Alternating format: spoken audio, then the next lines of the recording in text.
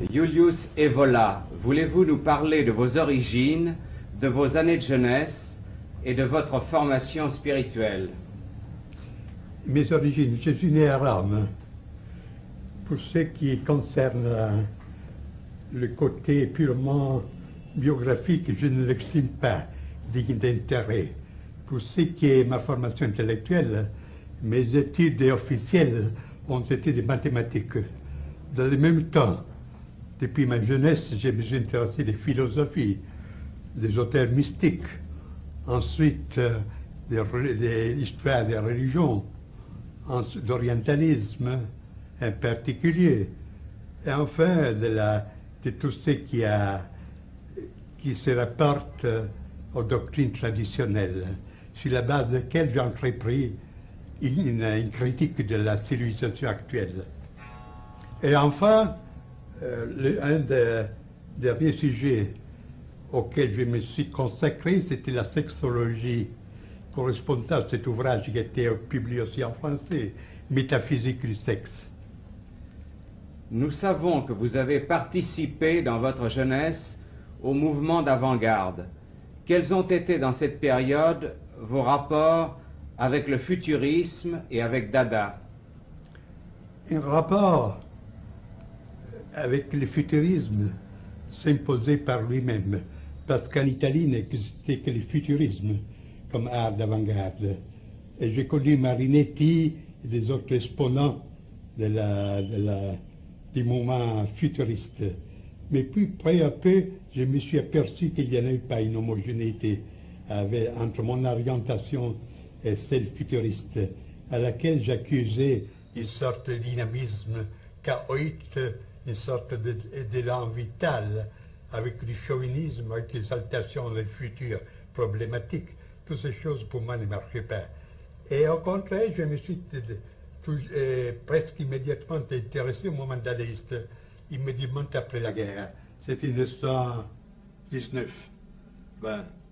J'étais en rapport avec Tristan Tzara, avec lequel je m'entendis très bien. Et dans ce temps-là, j'ai donné ma contribution dans le domaine de la peinture, de la poésie. Pour la poésie, c'est ma formation précédente avait pour centre surtout le courant français, le symbolisme, Rimbaud, Mallarmé et tout cela.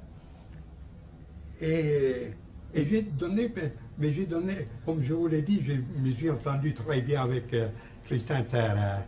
Et lui aussi avait une certaine compréhension pour mon interprétation particulière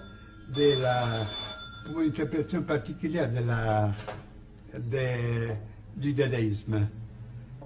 Pas seulement comme un moment artistique, comme le passage dans un plan où l'intérêt principal, c'était une sorte de délivrance absolue. Et ce côté, dirais-je, mystique du dadaïsme, j'ai souligné aussi dans des conférences que j'ai faites ici en Italie. Et j'ai trouvé une compréhension aussi chez Tzara.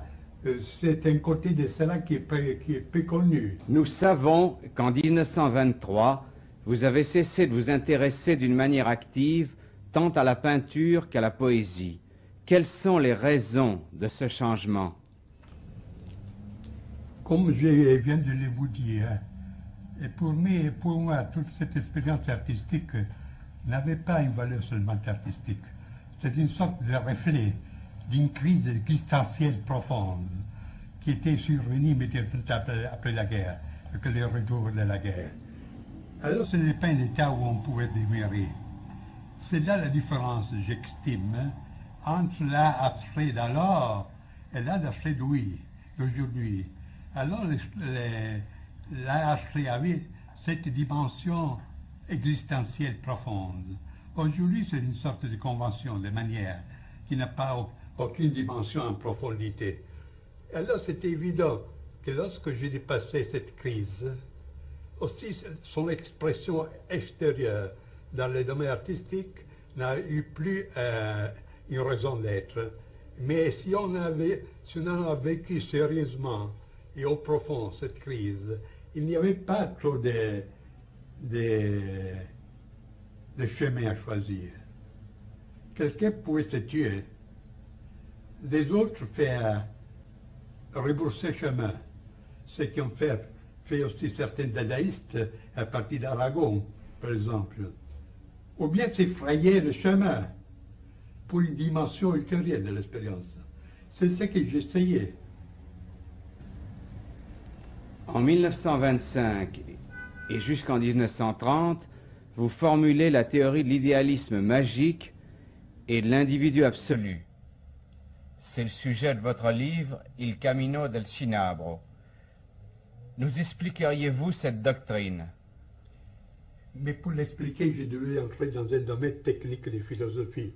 Je peux dire en résumé que cette doctrine, c'était une synthèse entre l'idéalisme absolu de la ligne de successeurs de Kant, Schelling, Fichte, etc., de l'existentialisme avant la lettre, avec une dimension ésotérique.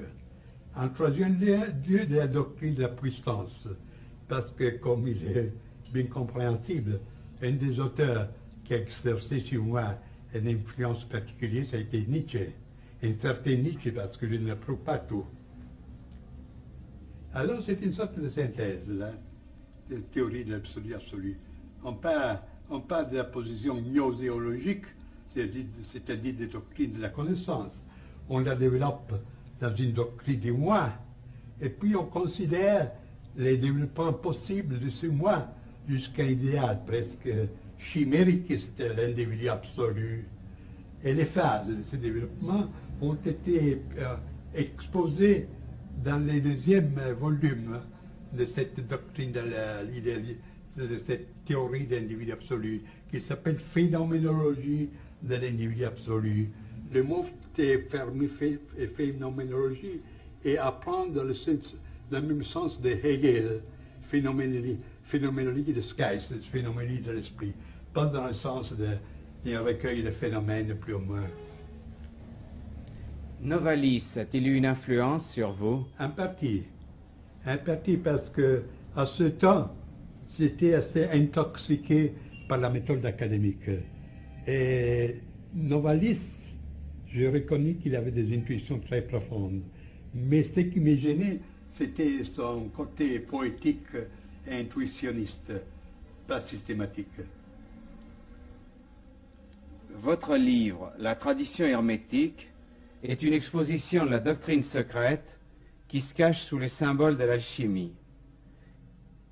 Est-ce qu'elle a des rapports avec les enseignements que vous avez exposés dans un autre livre, également traduit en français, La doctrine de l'éveil?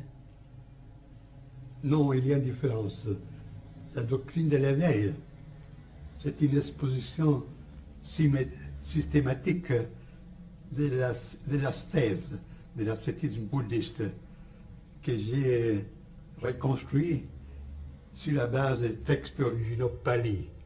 Si bien que la traduction anglaise de ces livres était recommandée par la Pali Society de Londres, qui est l'autorité la plus reconnue dans cette branche. Et alors, ce livre est considéré comme un classique sur des études sur le bouddhisme, bien que ces thèses pour la mentalité commune, pour une culture moyenne, sont révolutionnaires, parce que je considère comme un malentendu, ou bien comme une déformation, la conception du bouddhisme comme cette vision de la vie qui considère seulement le monde comme souffrance et le nirvana comme une sorte d'évasion plus ou moins dans le néant pour s'échapper à cette douleur. Je démontre au contraire, toujours sur l'appui des textes, parce que dans chaque page, vous trouvez des citations de toutes sortes, qu'au commencement, le bouddhisme était une doctrine initiatique, que le vrai sens de cette doctrine et de cette ascèse, qui avait une allure toute particulière, c'est-à-dire, dirais-je, scientifique, parce qu'il n'avait pas de présuppositions religieuses ou morales, alors que le but ultime de cette discipline, c'était la réalisation de l'inconditionné. Le vrai nirvana, c'est l'inconditionné. que le bouddhisme pose au-delà même du royaume de Dieu. Et quelle est la différence avec la tradition hermétique? Et comme vous venez de le dire, la tradition hermétique, c'est un livre qui est consacré à l'exposition, à l'interprétation de cette tradition secrète qui se cache sous des symboles alchimistes, de métallurgie, d'opérations métallurgiques. Alors, il y a une différence fondamentale avec l'interprétation, pas au sein de l'histoire profane de la science qui a fait M. Jung, parce qu'il considère tout cela, tout ce monde alchimique, pas comme un monde matériel, de métaux et de substances matérielles, mais comme des projections de la libido, des archétypes, etc. Au contraire, j'expose ces enseignements comme un enseignement initiatique qui, comme tel, concerne les forces réelles, bien que pas physiques, et a pour but la transformation intérieure de l'homme.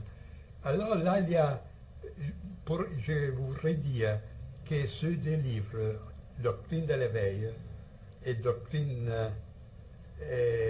tradition hermétique, indiquent deux voies possibles. L'un, c'est d'une ascèse sèche, virile, du détachement. On réalise les noyaux, dirais-je, olympiques de l'être par les moyens du détachement absolu de tout, soit du lien terrestre, soit du lien céleste. Au contraire, la tradition hermétique a un esprit bien plus occidental, je m'aventure de le dire, c'est-à-dire a un caractère opératif. C'est une réalisation immanente, dont le but est signé par des symboles royaux. C'est la couronne,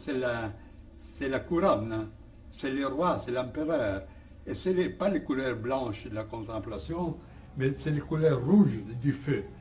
Alors là, c'est une tradition très intéressante au point de vue de son affinité avec l'esprit aussi de l'Occident. Et je pense que mon exposition, je dois le dire, c'est l'exposition la plus complète et plus approfondie aussi pour les comparaisons avec les autres enseignements qu'il existe sur ces sujets. Aussi Jung a éprouvé la nécessité de citer mon livre entre les systèmes, entre les expositions systématiques de l'hermétisme. Mais à votre avis, et c'est je crois une chose essentielle pour la suite de votre exposé, peut-on se détacher de soi-même? Mais c'est là la présupposition de toute doctrine ascétique, même mystique, encore davantage initiatique. Votre ouvrage, La révolte contre le monde moderne, date de 1934. Il est la base d'une révolte de droite qui, comme vous l'avez dit, se présente d'une façon bien plus radicale que toutes les contestations actuelles auxquelles vous reprochez l'importance attribuée à Herbert Marcuse. Voulez-vous vous expliquer sur ce point et nous indiquer en quelques mots la matière et l'orientation de la révolte contre le monde moderne? La révolte contre le monde moderne, c'est un livre assez gros, assez fort. Il se compose de deux parties. L'une s'appelle Le monde de la tradition. Et je cherche de donner ce qu'on appelle en philosophie une doctrine de catégories du monde traditionnel, c'est-à-dire les formes constantes dans lesquelles se présentent à travers des différences presque indéfinies, mais qui ne cachent pas l'identité de la substance, la forme dans laquelle se présentent les structures fondamentales d'une société, c'est-à-dire à partir de la royauté, la loi, l'État, l'espace, le temps, la guerre, la relation entre les sexes, le jeu, et c'était tout cela, en puisant dans les documents les plus variés, à partir de l'Extrême-Orient jusqu'à l'Amérique précolombienne, du Moyen-Âge jusqu'à l'Antiquité méditerranéenne, etc. La première partie, je pourrais l'appeler morphologique. La deuxième, au contraire, c'est une sorte de philosophie de l'histoire. En partant de la préhistoire, la plus lointaine, je cherche de reconstruire, ou d'interpréter, si vous le voulez, les cours de l'histoire. Cours dont la clé, pour moi, est l'idée d'involution, et pas d'évolution. Et à ces sujets, je prends comme base non des idées personnelles, mais cette doctrine des 4 âges que vous retrouvez dans des traditions très différentes, avec une remarquable homogénéité, à partir de la doctrine hindoue de Yuga jusqu'à la doctrine que Hésiode expose des 4 âges, âge d'or, d'argent, du bronze et du fer, jusqu'aux enseignements du même esprit nordique, etc. Et alors, sur la base de ce schéma, j'interprète les phases principales du développement, c'est-à-dire de la chute occidentale. Et la fin de cette interprétation a été presque prophétique, parce que le titre du chapitre correspondant s'appelle « Les cycles se ferment, Russie et Amérique ». Et je donne l'image de la Russie bolchéviste et de l'Amérique capitaliste comme deux branches des mêmes choses que malgré toutes les différences ont les mêmes sens, d'étrangler tout ce qui reste de l'Europe traditionnelle. C'est ce qui est arrivé après, si vous considérez que le livre est paru en 1933-34 en Italie, en 1934 en Allemagne. Alors, étant donné cette structure du livre, vous voyez que les titres « Révolte du monde moderne » ne correspondent pas entièrement au contenu, parce qu'il ne s'agit pas d'un livre polémique. Mais la polémique vient par soi-même, parce que, en voyant comme sont les choses, c'est naturel pour quiconque garde une certaine sensibilité spirituelle de dire non au monde moderne. Mais c'est là la différence avec Marcuse, avec toute cette bande de contestataires, etc. Ils peuvent avoir raison dans certaines critiques, mais lorsque vous demandez au nom de quoi, ils ne savent absolument dire rien. Et c'est mieux qu'ils disent rien, parce que lorsqu'on écoute Marcuse sur les sujets de ce qu'il propose comme une société meilleure, on est terrorisé parce que sa sociologie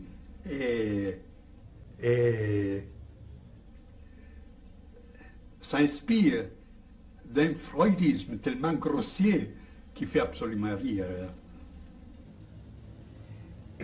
Alors c'est ça, puisque dans mon livre, comme point de départ, je pose le monde de la tradition, je pose en même temps le point de repère. À propos de la tradition, dans le sens éminent, dont vous vous considérez en Italie comme le principal théoricien, quels sont les rapports entre vos idées et celles de René Guénon, qui avait la même orientation traditionnelle et antimoderne?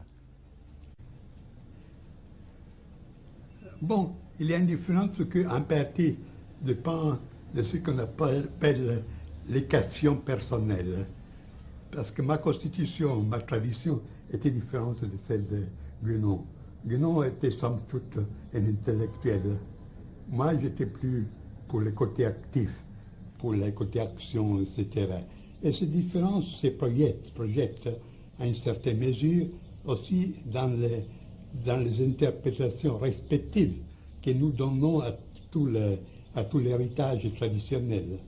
Pendant que Guénon souligne surtout le rôle de la contemplation, de la connaissance, moi, je ne nie pas le rôle que connaissance et contemplation ont.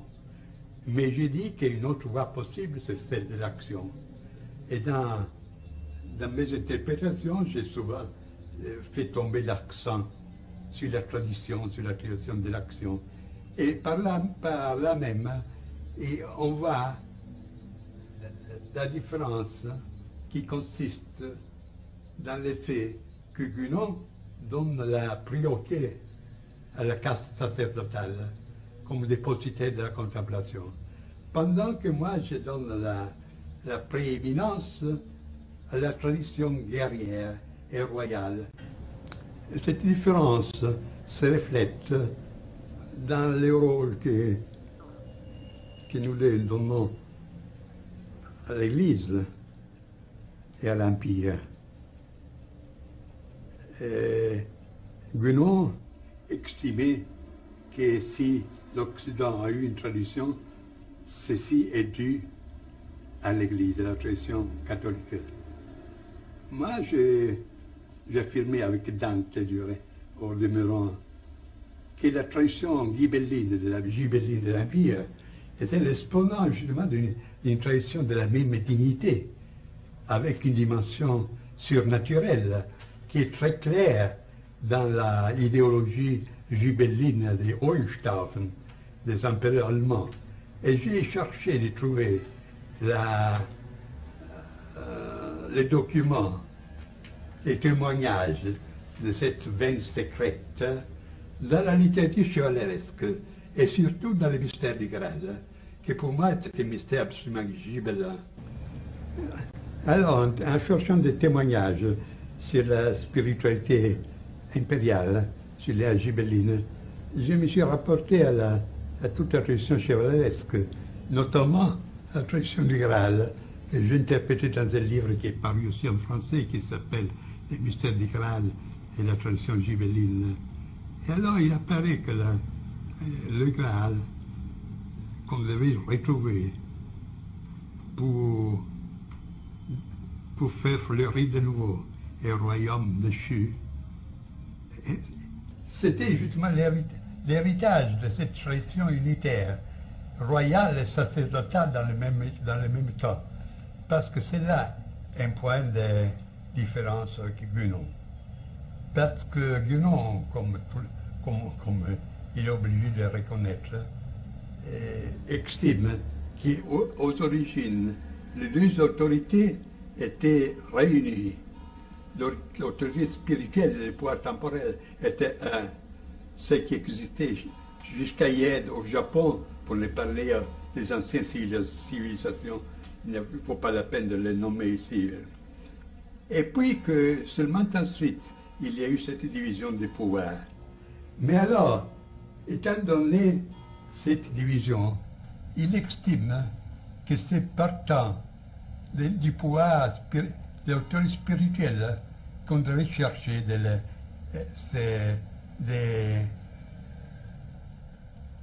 de venir à une reconstruction traditionnelle. C'est qui est arbitraire parce qu'il s'agit de des morceaux. On peut concevoir la même entreprise aussi partant de l'autre, c'est-à-dire intégration royale dans la dimension spirituelle. Et de là, il y a des différentes conséquences. Guénon estimait que l'Église catholique aujourd'hui, ce serait le point de repère, le point de repère pour un redressement traditionnel. On voit aujourd'hui où est que va l'Église. Ce sont des illusions. Et je garde une lettre de Guénon avec laquelle nous avions une correspondance très suivie, dans laquelle, puisque j'ai fait cette objection, il a dit, pour moi c'était un devoir d'indiquer certaines possibilités, mais je savais d'avance qu'il aurait eu une fin de nous recevoir. Et alors la direction aujourd'hui ouverte à gauche de l'Église ne laisse pas de doute sur cette chose. Et l'autre point de contraste, c'est au sujet de la maçonnerie, de la franc-maçonnerie. Il considère que, puisqu'il est très formaliste, que lorsqu'on organise l'organisation traditionnelle, au moins aux origines traditionnelles, garde intactes ces rites, ces cérémonies, toutes ces opérations, elle maintient sa valeur, même si au point de vue pratique, elle subit une dégénération ou bien. Et moi, je ne suis pas de cet avis, n'est-ce pas? Et je ne peux pas que constater l'action dans le sens antitraditionnel, que depuis la vieille de la Révolution française jusqu'à hier, la maçonnerie comme une sorte de religion du troisième État a exercé. Et je suppose que dans la maçonnerie qui aux origines avait un caractère initiatique, qui dans cette maçonnerie se sont infiltrés, sont pénétrés des influences qui lui ont donné une direction tout à fait contraire. Est-ce que vous accepteriez de nous parler d'un point particulier? C'est le livre le plus mystérieux de Guénon, Le Roi du Monde. Oui. Qu'en pensez-vous? Eh bien là, c'est un aperçu général du caractère, de nature documentaire. Il constate comme l'idée d'un centre suprême du monde revient dans les traditions les plus diverses. Et il décrit ces différentes traditions.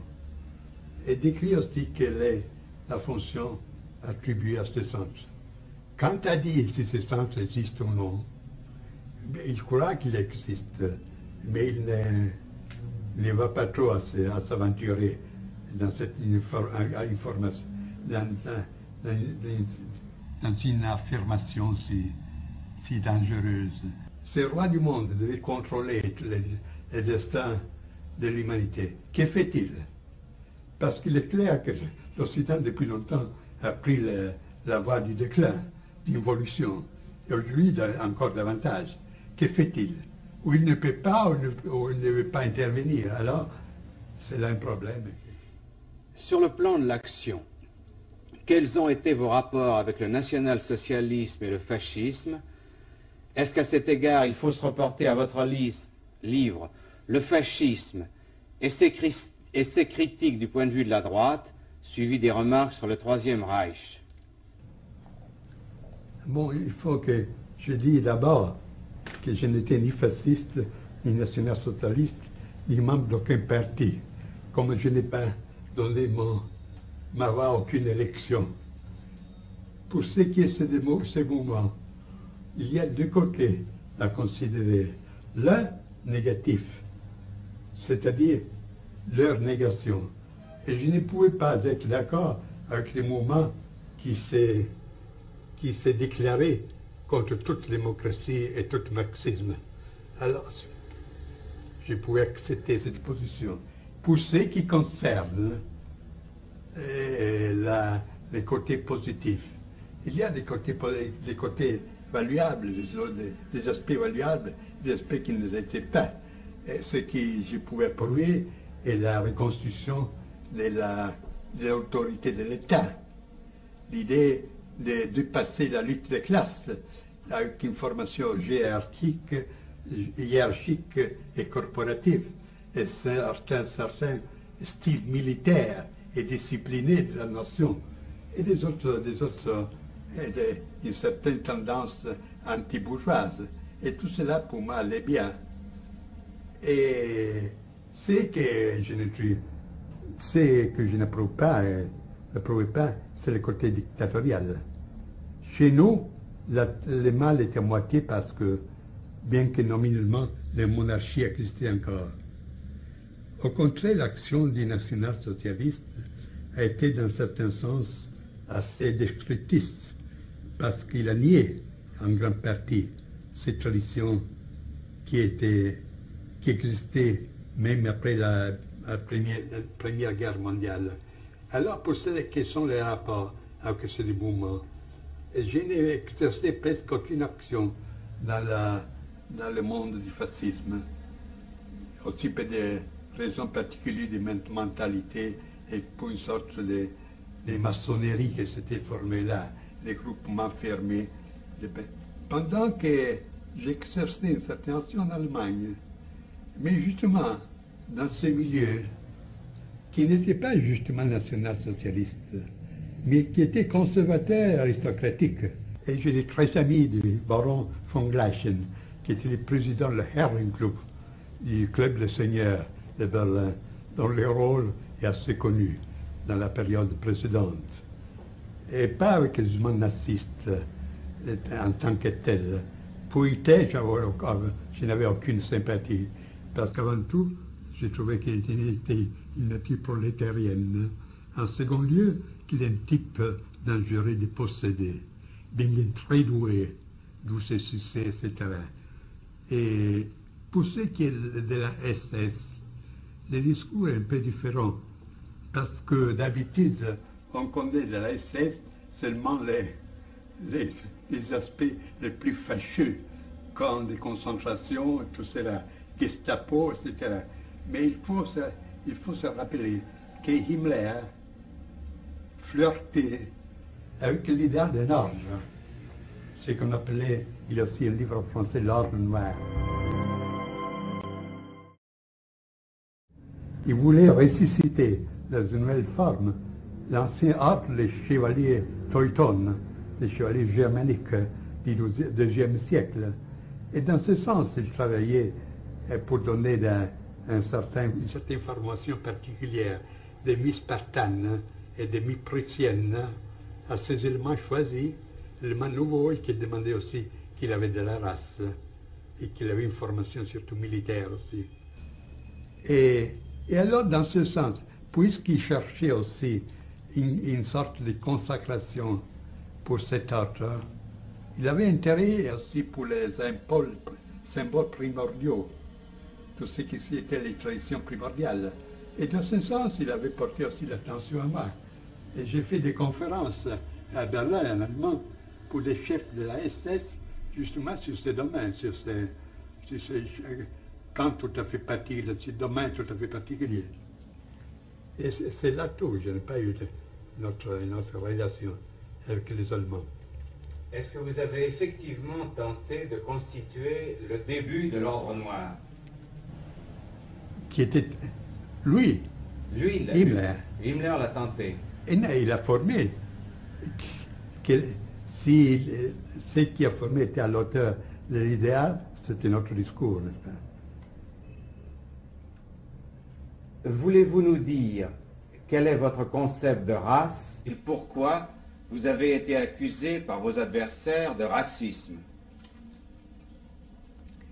Mais vous savez, racistes, fascistes, etc., ce sont des étiquettes qu'on emploie très volontiers pour quelqu'un qu'on veut liquider sans se donner la peine de connaître les idées véritables.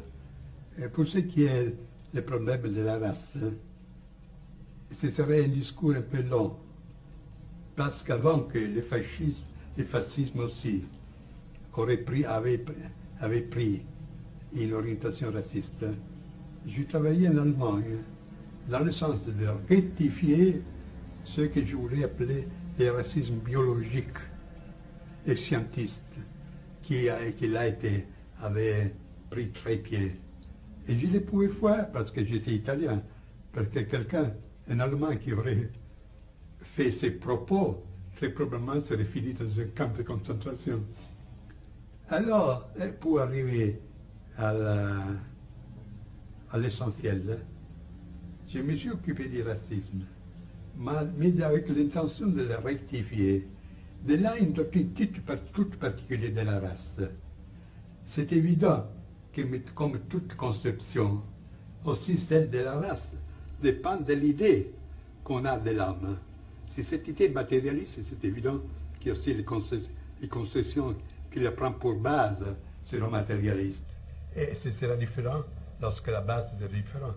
Alors moi, je suis parti pas par la conception biologique de l'être humain, de l'entité humaine, mais bien de la conception traditionnelle. L'homme composé par un esprit, une âme et un corps. Et alors j'ai posé le problème de la race pour toutes les éléments. Alors j'ai formulé une théorie de la race du corps qui correspond plus ou moins à l'anthropologie courante. Une théorie de la race de l'âme qui étudie la typologie des manières de réagir, des sentiments, des aspirations, tout cela. Tout cela peut avoir un style particulier qui peut être aussi caractéristique d'un certain groupe humain.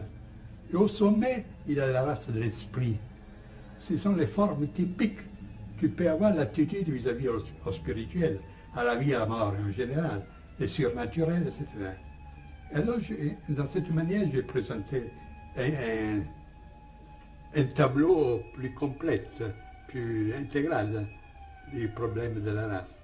Et il se peut qu'intéresse que Mussolini, dont, je le dis entre parenthèses, je n'étais pas l'éminence grise, comme on a écrit en France, mais que j'ai vu seulement dans cette occasion, a eu l'occasion de lire ce livre que j'écris en Italie. Ça s'appelle Synthèse de la doctrine de la race, avec ses différenciations.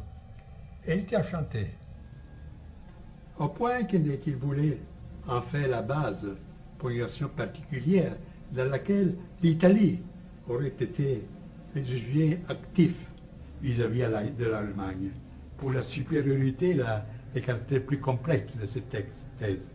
Et c'est là la première occasion que j'ai vu Mussolini, lorsque la guerre avait déjà commencé. Alors tout se racontait, pour moi, éminence grise, Mussolini, etc., ce sont de la fantaisie pure.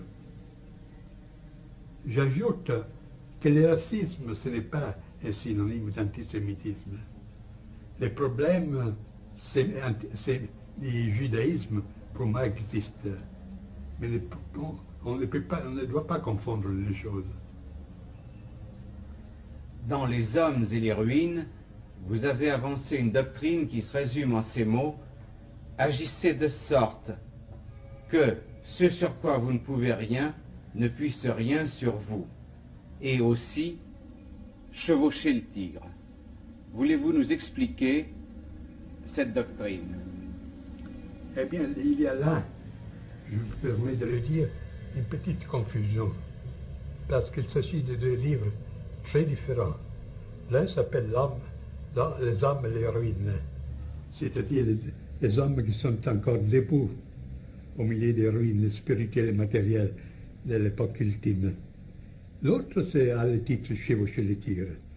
Le premier, en un certain sens, est positif, parce que je cherche d'exposer les éléments d'une doctrine de l'État, d'une vision de la vie, d'une éthique, la critique de l'économie, du passement du capitalisme et du socialisme. Et c'était là le problème de la guerre occulte. Et c'était jusqu'à arriver à un chapitre final qui s'appelle l'Europe, son unité et ses conditions, où je pose les problèmes et je cherche de les résoudre selon un point de vue naturellement traditionnel. Alors ce livre a été écrit, maintenant il paraît en troisième édition, il a été écrit il y a 12 ans, dans le but de servir des points de repère par un groupement des droits italiennes. Il est inutile de remarquer, de souligner que lorsque je parle des droites, je ne parle point du tout de la droite économique, qui pour moi est une subversion telle comme les marxisme et l'autre. Il s'agit d'une droite politique aristocratique, si vous voulez, comme vous pouvez la concevoir, Metternich, Bismarck, ou si vous voulez, Borra, dans un certain sens. Alors il devait servir comme point de repère pour cette action, pour ce groupement, comme base idéologique pour ce groupement. Et je peux dire qu'après la guerre, celui-ci a été le premier livre, l'unique livre qui a exposé d'une manière systématique une doctrine antidémocratique, une doctrine aussi antisocialiste, etc. C'est l'unique chose qui existe. Maintenant, je cherche de le faire paraître en France. J'ai fait des tentatives. Et je pense que ce serait bien aussi parce on m'a dit qu'il y a assez de forces qui cherchent une orientation plus précise. Et chevaucher le tigre. Chevaucher le tigre, c'est bien. Tandis que le premier livre a une intention positive, et point de repère pour une reconstruction, bien que hypothétique et utopique étant donné le temps.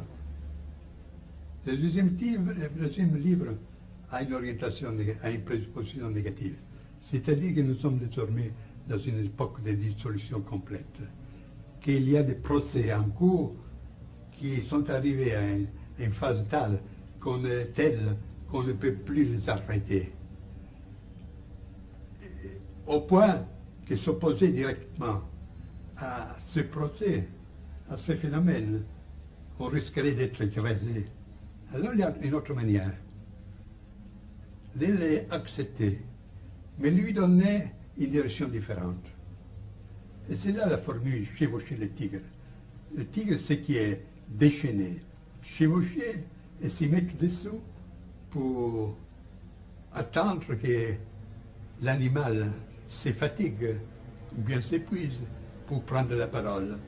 Et là, il y a un autre point. C'est une formule tantrique. Transformer les poisons en médecine.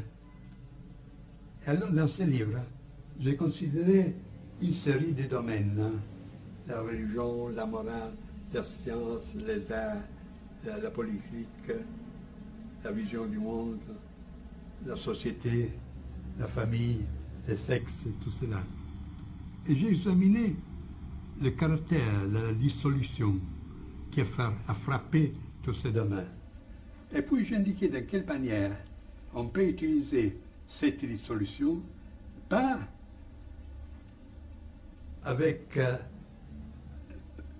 résultat négatif pour une destruction, comme c'est le cas pour la plus grande partie des personnes, mais pour un homme que j'appelle l'homme différencié, pour acquérir une libération supérieure, en détruisant de certaines formes qui, somme toute, ne sont pas les formes du monde de la tradition, mais la forme de la civilisation de la société bourgeoise, acquérir une nouvelle supérieure liberté. Alors c'est là le thème de ce deuxième livre. Vous vous êtes beaucoup occupé du sexe et surtout de la métaphysique du sexe. Un de vos ouvrages, paru en France, y a rencontré beaucoup d'intérêt. Pouvez-vous nous en parler? Du sexe, je me suis occupé assez récemment. Et ce livre a eu son point de départ avec l'intention que j'avais d'écrire une introduction au livre de Weininger, Sexe, caractère. Puis j'ai vu que la matière s'élargissait d'une manière telle que ce n'est pas possible de contenir la centrale. Alors, naturellement, en recueillant les autres matériaux, j'écris ce livre. Et on peut dire que, dans un mot, que c'est l'anti-Freud. C'est la position de Freud. On peut dire que, tandis que Freud a découvert une dimension transcendante, mais presque démoniaque du sexe, subpersonnel, je cherche de retrouver dans l'expérience du sexe une dimension transcendante au sens supérieur, qui conduit à nous. En grec, on pourrait dire anagogique, pendant que l'autre est catalogique, c'est qui conduit vers le bien. Et alors, il y a là un examen, pas seulement des formes profanes de l'amour et de l'amour sexuel, tel que presque tout le monde les connaît, pour y découvrir une expérience plus profonde, de laquelle même les personnes intéressées, c'est-à-dire les personnes qui s'aiment, ne s'aperçoivent pas. Ils ne s'aperçoivent pas justement là où cette dimension serait la plus importante, dans l'orgasme sexuel. Alors, il y a constaté, d'un point de vue qu'aujourd'hui on appelait phénoménologique, ces aspects d'expérience sexuelle. Je suis passé en considération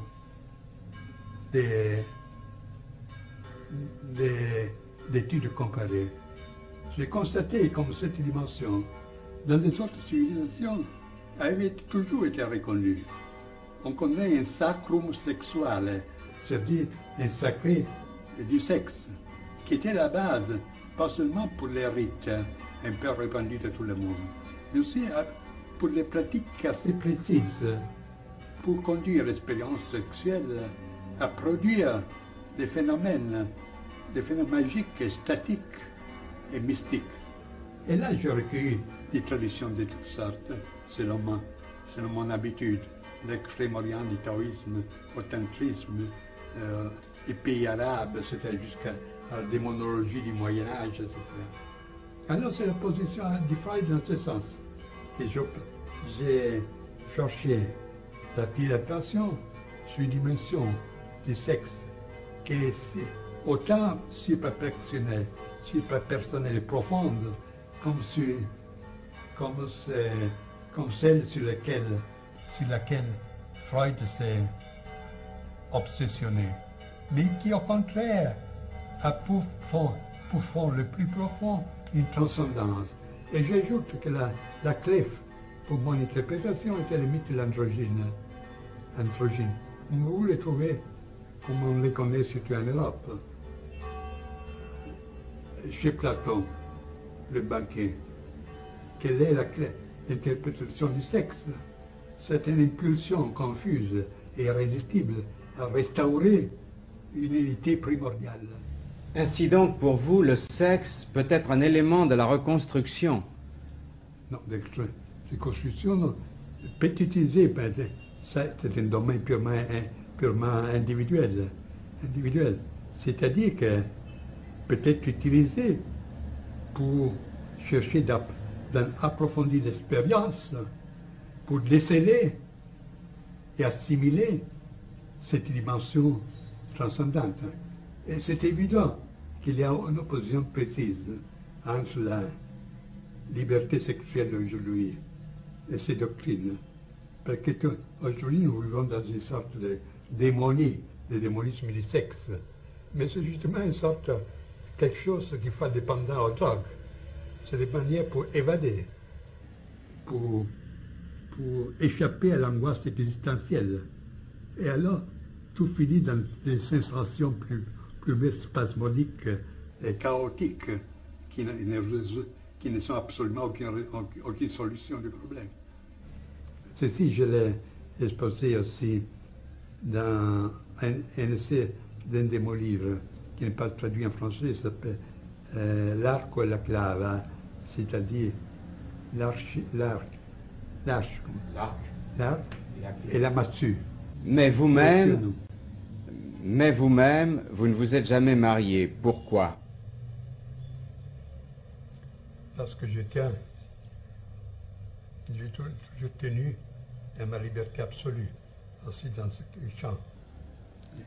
Je ne connais pas même ma famille, c'est-à-dire, elle existe, mais j'ai vécu toujours de manière indépendante et absolument anti-bourgeoise.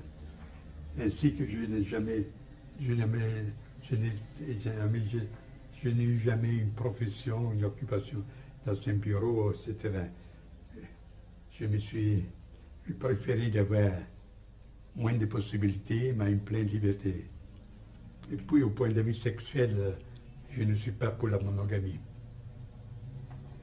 Veuillez excuser cette question, mais on a souvent dit que vous vous livrez à des pratiques magiques, à la magie noire de la voix de la main gauche tantrique.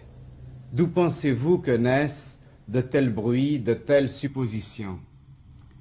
Mais comme je vous l'ai dit, il y a des personnes qui veulent absolument créer des mythes et prendre les occasions les plus drôles pour se satisfaire. On est arrivé même, justement, c'est en France qu'on a écrit que chez moi, on célèbre les messes noires avec les jeunes filles blondes chaque semaine.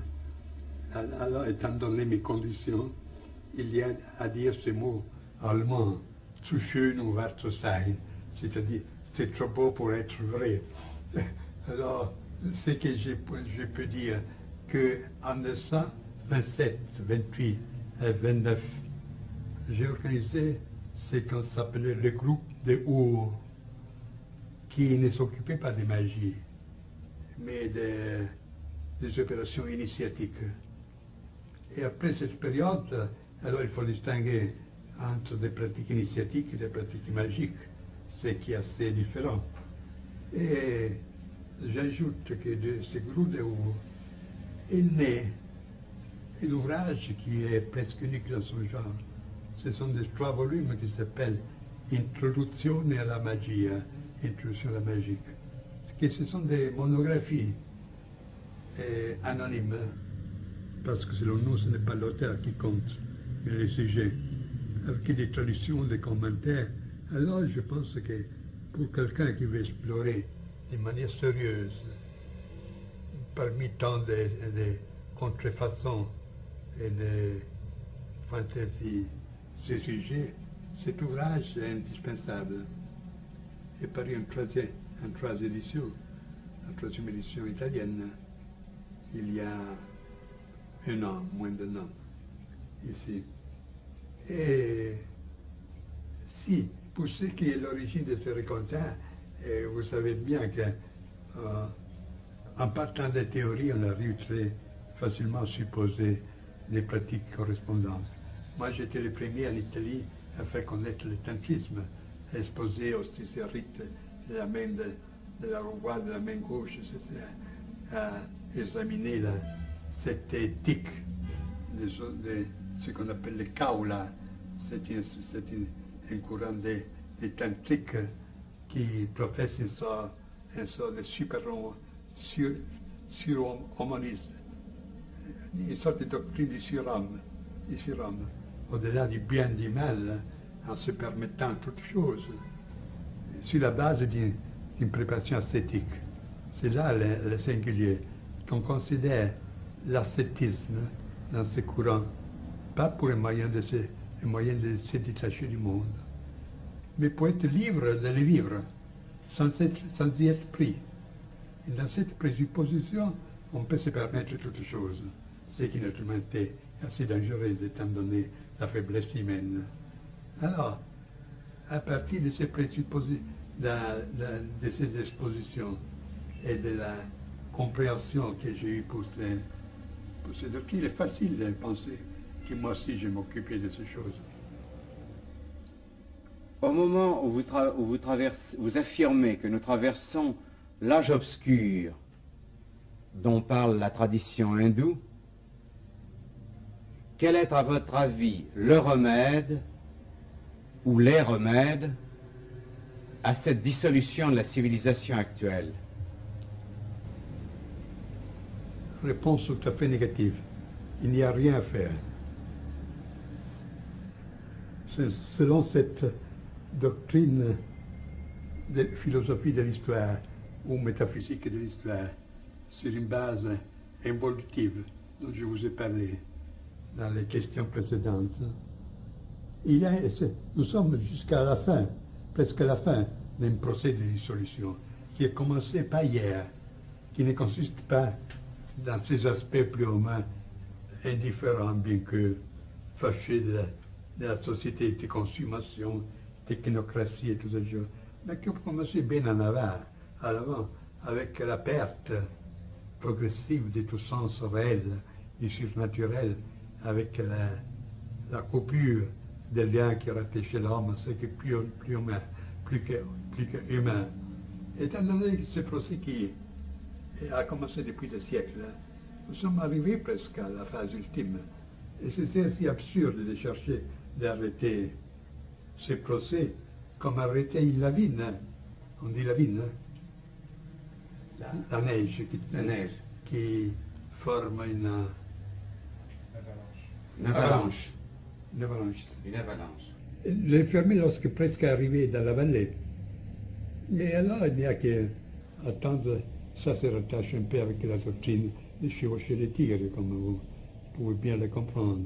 Et il n'y a que dire que ce qui est important est que cette personne s'est-il malgré tout debout pour continuer, même de manière souterraine. Et je reporte souvent des beaux mots d'un poète autrichien, Rilpart, qui dit « Le souhait est que ceux qui ont veillé pendant la longue nuit se rencontrent avec ceux qui arriveront dans la nouvelle aurore. » Est-ce que vous avez l'espérance de la vie éternelle? Espérance. Vous savez que dans notre doctrine, nous n'avons ni espérance ni crainte. Où on sait une chose, on ne le sait pas. Je pourrais vous dire quelles sont les vies traditionnelles sur ce sujet, mais on ne finirait plus. Ce n'est pas une chose à dire là. Vie éternelle, avant tout, il faut poser la question de la survivance. Puis distinguer les différentes sortes de survivance. Puis distinguer la survivance de l'immortalité, et ainsi de suite. Parler de la première mort, de la seconde mort. Et vous voyez que c'est un sujet très vaste que j'ai considéré dans mes livres. Et votre idée qu'il n'y a pas un autre monde, mais un seul monde avec une dimension invisible du monde, est-ce que vous appelleriez cela du nom de Dieu? Je ne comprends pas.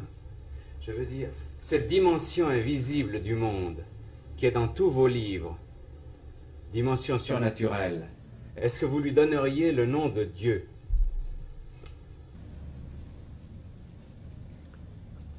Je me permets de vous dire que la question est mal posée. Avant tout, il n'existe pas une réalité au derrière de l'autre, mais il existe de différents moyens d'expérimenter une chose unique. Ce qui est matériel, c'est les phénomènes, les projections d'un œil matériel, d'un regard matériel. Lorsque l'homme a changé son être, il persévérera la même réalité dans les autres formes.